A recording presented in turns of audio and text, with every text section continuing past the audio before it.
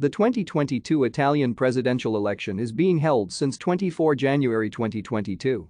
The President of the Republic will be elected by a joint assembly composed of the Italian Parliament and regional representatives. The election process, which started on 24 January 2022, is expected to take multiple days. Incumbent President Sergio Mattarella, who is eligible for re-election, has ruled out a second term, but nevertheless garnered 16 votes on the inconclusive first ballot. The incumbent president, Sergio Mattarella, was elected in 2015 by the parliament and regional representatives.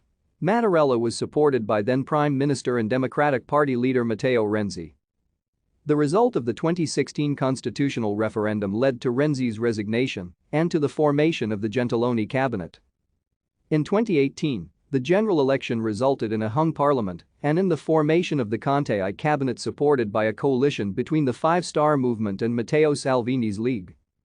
In August 2019, after 14 months of government activity, Salvini withdrew the League's support for the government. On 5 September, Prime Minister Giuseppe Conte managed to form a new cabinet, this time supported by a coalition between the M5s and the PD. Thank you for watching. Like and subscribe if you would like to view more of our videos. Have a nice day.